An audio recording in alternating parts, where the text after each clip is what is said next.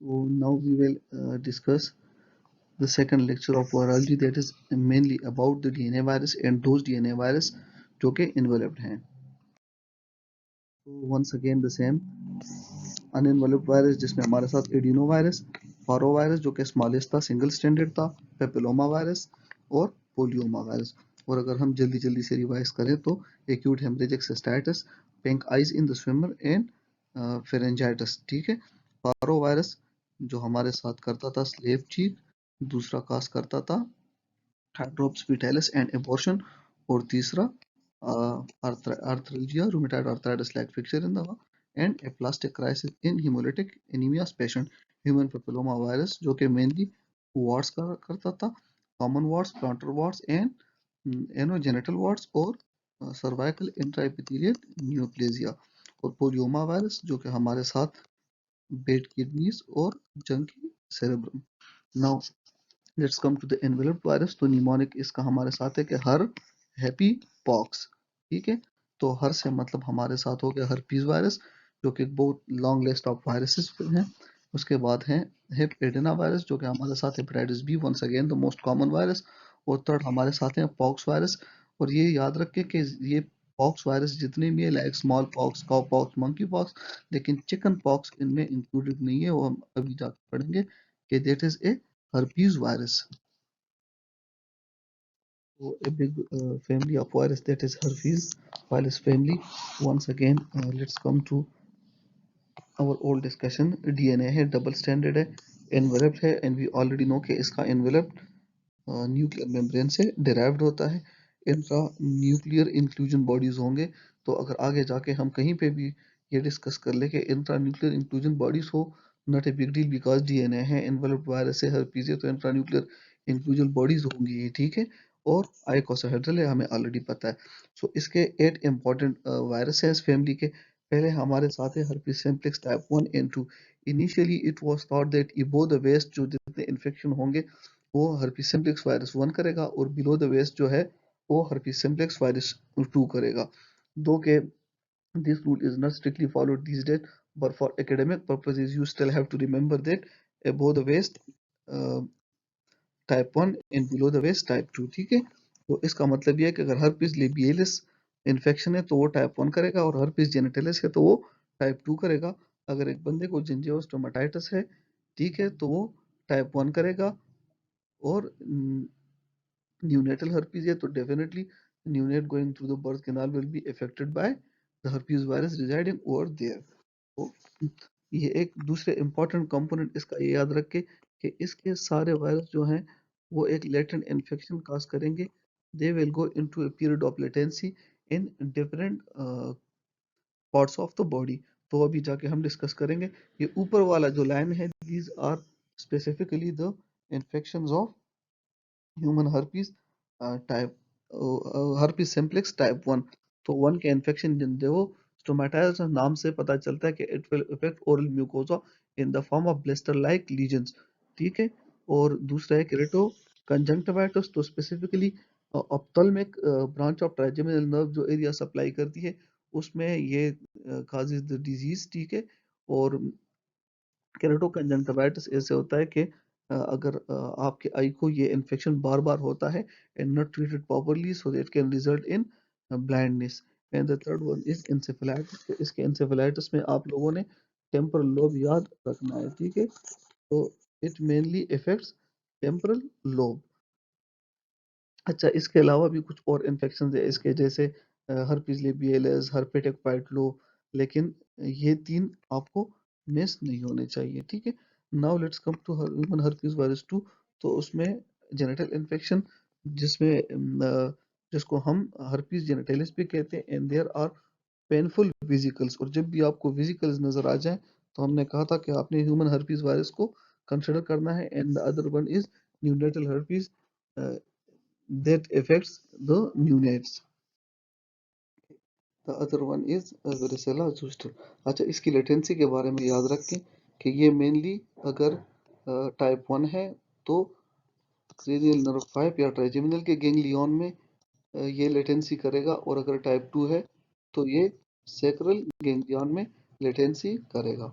अच्छा, now we come to another that is called VZV or varicella zoster virus. तो varicella zoster virus once again mainly dorsal root ganglion में latency करेगा और इसके to important infection आपने नहीं भूलने। एक अनवैक्सीनेटेड में चिकन पॉक्स जिसमें एसिंक्रोनिक रेश होता है। एसिंक्रोनिक रेश का मतलब ये होता है कि इसके डिफरेंट वेसिकल्स जो होते हैं तो या डिफरेंट रेश कंपोनेंट वो डिफरेंट स्टेजेस ऑफ लाइफ में होते हैं। लाइक फॉर एग्जांपल ये वाला नया बन रहा होगा, ये वाला ब्लिस्टर होगा और ये क्रस्टिंग कर रहा होगा। Other one is shingle. तो शिंगल्स में क्या होता है कि this is a herpes zoster infection that is mainly restricted to just one dermatome और ये फिफ्थ और सिक्स डिकेड ऑफ लाइफ में होती है, ठीक है, यूनिलेटरल होती है। और ये याद रखें कि it is actually the reactivation of the latent infection. For example dorsal root ganglion में एक वायरस है जो लेटेंट इन्फेक्शन कर चुका है, अगर वो रीएक्टिवेट हो जाए तो उससे शिंगल होता है। That is a very painful condition. Now let's come to Epstein Barr virus. तो एप्स्टन बार वायरस जो है इसके हमने कुछ कंपोनेंट्स याद रखने हैं। On the top of that is infectious mononucleosis. तो इन्फेक्शियस मोनोन्यूक्लियोसिस का एक ट्रायड आप याद रखें कि इसमें फेरेंजाइटिस, लिम्फेडेनोपैथी एंड स्प्लीनोमेगली और फेरेंजाइटिस से रोडेपिनिक के साथ में फीवर भी होगा। लेकिन इस इन्फेक्शियस मोनोन्यूक्लियोस का जो एप्टन बार कार्य करता है ये हेट्रोफाइल एंटीबॉडीज पॉजिटिव होगा। Now what is heterophile antibodies positive होगा? हेट्रोफाइल एंटीबॉडीज पॉजिटिव का मतलब है कि इसमें आईजीएम एंटीबॉडीज होते हैं और यहाँ पे लेट सपोज शीप का आरबीसी है और शीप के आरबीसी के ऊपर एक एंटीजन होता है जिसको हम पाल्बनल एंटीजन कहते हैं, ठीक है। तो ये उस पाल्बनल एंटीजन लेट्स सपोज ये एंटीजन है, इसके साथ ये मिलके एग्लूटिनेशन काज करता है। अगर ये पॉजिटिव आ गया और पेशेंट को इन्फेक्शियस मोनोन्यूक्लियोसिस है तो it means it is caused by Epstein Barr virus, ठीक है। इसके अलावा ये हेरी ल्यूकोप्लेकिया काज करता है और hairy leukoplakia mainly in AIDS patients. सही। ये भी याद रखें कि it is responsible for so many malignancies. On the top of that is Burkitt lymphoma. Second one is nasopharyngeal carcinoma, and the third one is Hodgkin lymphoma. So Burkitt lymphoma, nasopharyngeal carcinoma, and Hodgkin lymphoma. Now let's come to another virus that is called human herpes virus 5 और जिसको हम cytomegalo virus भी कहते हैं। Cytomegalo virus जो है ये भी इन्फेक्शियस मोनोन्यूक्लियोसिस ही काज कर सकता है, लेकिन इसका इन्फेक्शियस मोनोन्यूक्लियोसिस में हेट्रोफाइल एंटीबॉडीज नेगेटिव, मतलब ये पॉल्बनल एंटीजन के साथ आईजीएम नहीं मिलेगा और ये रिएक्शन सारा नहीं होगा, ठीक है। दूसरा ये कि न्यूनेटल इन्फेक्शन काज करता है। It is one among the torch infection. इसमें क्या होता है कि neonate suffers with jaundice, hepatosplenomegaly, and thrombocytopenia, chorioretinitis, and intracerebral calcification। और स्पेसिफिकली वो पीरी वेंट्रिकुलर एरिया में होते हैं, ठीक है। सो पीवीसी का मतलब है कि पीरी वेंट्रिकुलर कैल्सिफिकेशन और ये सिवियर सिस्टेमिक इन्फेक्शन काज करता है in patient with post transplant recipient. तो अगर किसी भी पेशेंट को ट्रांसप्लांट हो चुका हो, फॉर एग्जांपल किडनी ट्रांसप्लांट, तो उसके बाद उसको सीवियर इन्फेक्शन हो गया हो, so don't forget your enemy cytomegalo virus. अच्छा, साइटोमेगेलो वायरस के बारे में ये भी याद रखें कि it is the commonest infection transmitted by blood transfusion, ठीक है। Now come to human herpes virus 6 and 7। ये दोनों almost same spectrum of disease cause करते हैं। दैट इज कॉल्ड रोजियोला और एक्जेंथम सेबेटम। इसका की फीचर ये होता है कि रेश जब अपेयर हो जाता है तो फीवर खत्म हो जाता है। That is the key feature of the human herpes virus 6 and 7 infection. This is called roseola infantum और एक्जेंथम सेबेटम भी इसे कहते हैं। और ये भी याद रखें कि it is highly associated with febrile fits in pediatric population. Now let's come to another nasty bug that is human herpes virus 8. So human herpes virus 8 जो है it is famous for causing Kaposi sarcoma in AIDS patients, ठीक है। So human herpes virus 6 Kaposi sarcoma in AIDS patients. Let's come to the pox virus. तो once again double standard है, DNA है। याद रखें कि ये लार्जेस्ट डीएनए वायरस है और इन्वेलप्ड है। इसके बारे में एक स्पेशल फीचर जो वो है इसका, let suppose this is the host cell, ये न्यूक्लियस है।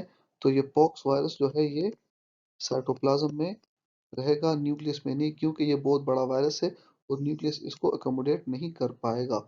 सो that is why pox is in a box, means के पॉक्स वायरस जो है ये साइटोप्लाज्म में रिजाइड करेगा, it won't go into the nucleus.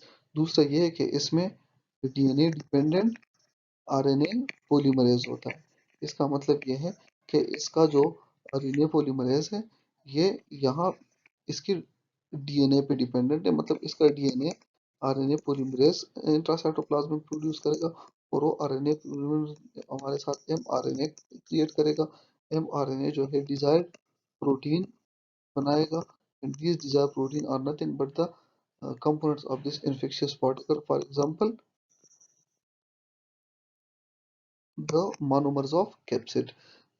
Important infections जो इसके हैं, on the top of that is smallpox।